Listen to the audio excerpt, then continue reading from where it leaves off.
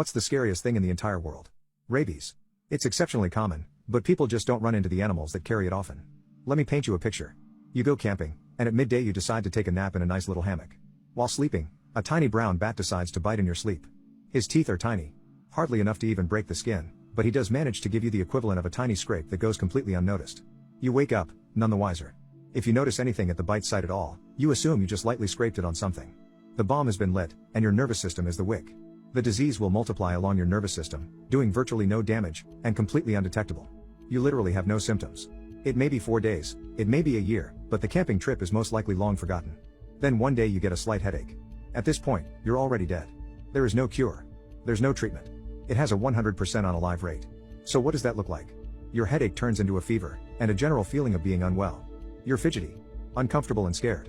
As the virus that has taken its time getting into your brain finds a vast network of nerve endings, it begins to rapidly reproduce, starting at the base of your brain, where your pons is located. This is the part of the brain that controls communication between the rest of the brain and body, as well as sleep cycles. Next you become anxious. You still think you have only a mild fever, but suddenly you find yourself becoming scared, even horrified, and it doesn't occur to you that you don't know why. This is because the disease is chewing up your amygdala. As your cerebellum becomes hot with the virus, you begin to lose muscle coordination and balance.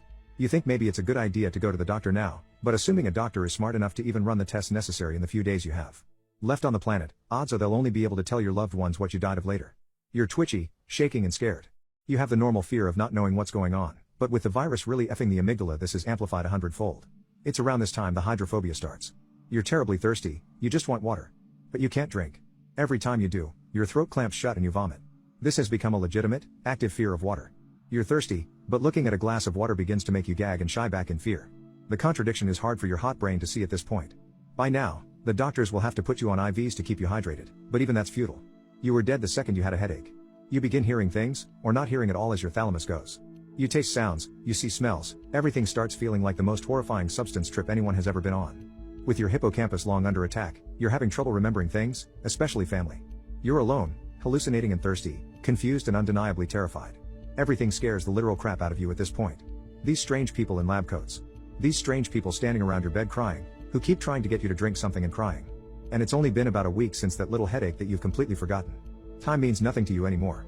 Funny enough, you now know how the bat felt when he bit you. Eventually, you slip into the dumb phase.